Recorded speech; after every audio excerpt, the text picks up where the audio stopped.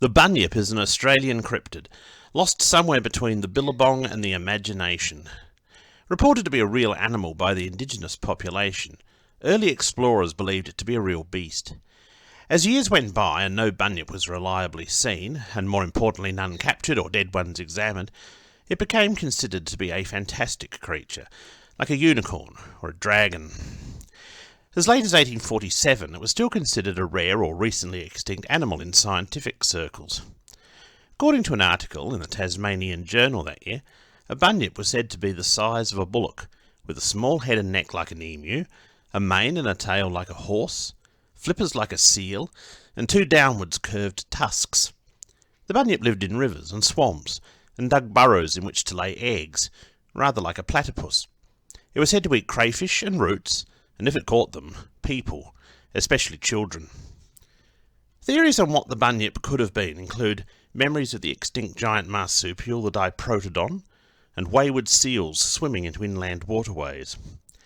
Estimates of when diprotodons went extinct vary, but they could have still existed as recently as 25,000 years ago. In 1949, there were a number of bunyip reports made.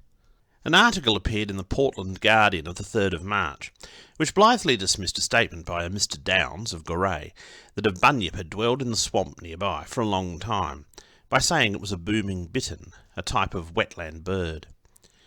In the Hobart Mercury, published on the 19th of March, a birdwatcher named Miss J. A. Fletcher spoke of the avian life in Tasmania's Macquarie Valley. There was a small lagoon, described as sinister. It was deep and black, with rushes, tea trees and reeds growing thickly around it.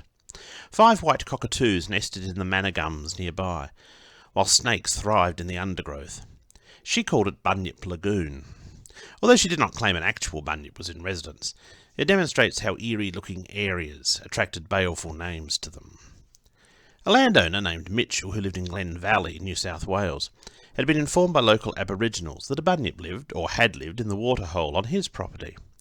They solemnly assured him they had seen the creature there, although he had yet to glimpse it.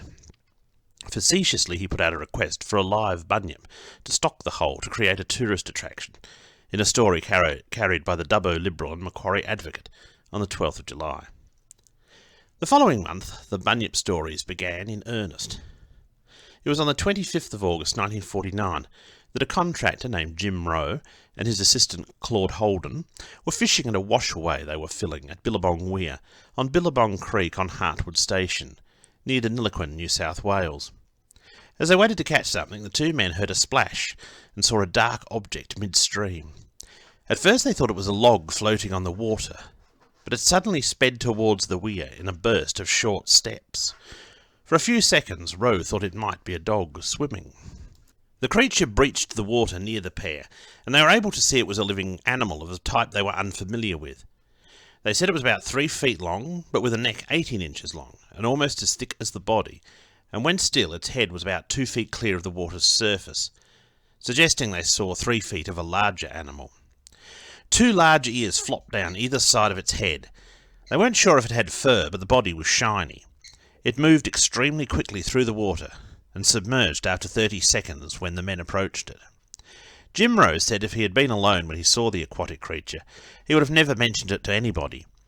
The description was similar to that given by several men 2 years earlier who saw a bunyip near Swan Hill. A previous sighting in the area had been explained as a musk duck, but the men knew what ducks looked like and said this was not a duck. The owner of the station thought it was a duck they saw. The editor of Wildlife magazine, Philip Crosby Morrison, proclaimed it was a seal. He claimed it was seals which had swum upstream via estuaries from the sea, which had been seen by Aboriginals who called them bunyips. Mr. Crosby Morrison overlooked the fact that seals have only very small ears at most, which conflicts with the eyewitness's description of huge ears. Reports of the River Murray monster were carried in many newspapers, although the River Murray itself was quite distant from this sighting. The Sydney Sun claimed a circus seal had escaped at Wangaratta in 1947, 115 miles away from Deniliquin, and could be what the men saw. While the press was still reporting the original sighting, another report was made by a man named Brian Blake. In Wentworth visiting relatives, he claimed he saw an identical creature, 3 foot long, with a thick neck, strange head and droopy ears, swimming in the Darling River behind the Wentworth District Hospital on the night of the 3rd of September. At first he took it for a dog with a shiny coat, but it made an uncanine-like grunting noise. When it dived, it remained underwater for a long time. On the 6th of September, the animal was seen again in the same place, this time by multiple eyewitnesses. Brian's mother, Mrs. B. Blake, Mrs. M. Green, and Mrs. L. McGrawty. Asked for his comment, Mr. W. A. Quinn of the Fisheries and Game Department said if it was a seal, the escaped circus seal was most likely, as a seal swimming upstream from the sea would have to negotiate the locks in the river. He added that there had been a dearth of bunyip sightings recently, and advised those reporting sightings to add more water to their alcohol, which strangely suggests he did not think they had seen a seal either. Probably as a result of the interest in bunyips being increased by the stories in circulation, the Border Morning Mail of Albury published a small article on the 7th of September. It recounted an event from some time back, no specific date was given, of 2 men camped a few yards from the Murray River, near Brimmen in northern Victoria. The men were awakened by their horse snorting, and then attempting to break free from its tether. One of the men struck a match, and as soon as he did so, an animal leapt into the river and vanished. Judging by the splash it made, they estimated it to be half the size of a bullock. They searched the hard ground for tracks, but could find none. The next report emerged from Kyneton on the 8th of September, when Mr. and Mrs. L. Keegan revealed that they had seen a 4-foot-long animal with long furry ears in the newly constructed Lauriston Reservoir adjoining their property. They had seen it several times in the past fortnight, diving and swimming a considerable distance underwater. Incredibly, they claimed it used its ears like paddles to help it swim. The splash it made when submerging could be heard up to 20 yards away. Their description was confirmed by a schoolteacher named Mr. J. Bear, who saw it twice during a holiday to the area. Then the so-called monster of Harwood Billabong was said to have been killed. Bill Stewart, who was out hunting with others in Werreye Forest near Deniliquin, claims he saw something in Wackle Creek that looked like a long black body with a hooked head rising from the water. Stewart shot at it 15 times as it swam away, diving at 80-yard intervals until finally, half a mile away, it lashed about and sank into the water and disappeared. It was said that bloodied foam remained on the surface. Stewart said it had flippers, but wasn't a seal.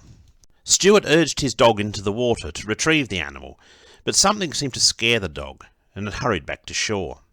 The dog, which had hitherto enjoyed swimming, was reluctant to re-enter the water after that day.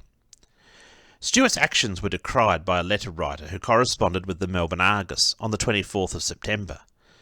J. Campbell was sickened that the animal had been killed without any attempt to determine whether it was harmless or not. On the 27th of September, the Murray Fisheries and Game Inspector, Mr. A. Arentz, pointed out that it was illegal to hunt and kill animals which habitually spent their lives in the water during the months of September, October and November, with the exception of whales, which were most unlikely to be found in the Murray River. Cobram Police on the Victorian side of the Murray received a call for assistance on the 13th of October from a group of people at Muckata who thought they had cornered a bunyip. They were fortunate that it was not a bunyip, but a wombat that had escaped from a circus. Fortunate, for it was decided it should be recaptured and sent back, a task easier contemplated than completed. It took 30 people an hour to capture the marsupial, eventually resorting to building a cage around it, after one of the constables was trampled in the confusion of trying to corral the animal, which then attempted to attack the policeman as he lay on the ground. Had it been a man-eating bunyip, Cobram may have had to welcome a new copper to the station. The Riverine Herald declared 1949 to be a golden year for bunyips when reporting that residents of Lockington had been disturbed by a strange noise on the 20th and 21st of October. It was said to be like the sound of a maddened bull coming from a nearby swamp. 8 men had made forays to seek the source of the noises, but nothing was seen. Some said it was a bird, but most said the noise was too deep in tone to have been made by a bird. G. H. Gleeson of Waratah wrote to the Manning River Times and Advocate for the Northern Coast Districts of New South Wales on the 31st of October, inquiring as to the cause of a phenomenon called the bunyip in swamps between St. John's and Coralville. Locals were well acquainted with the peculiar roaring sound, but nobody could explain its origin. Maybe it was a lonesome bunyip, calling out plaintively from the dark corners of history.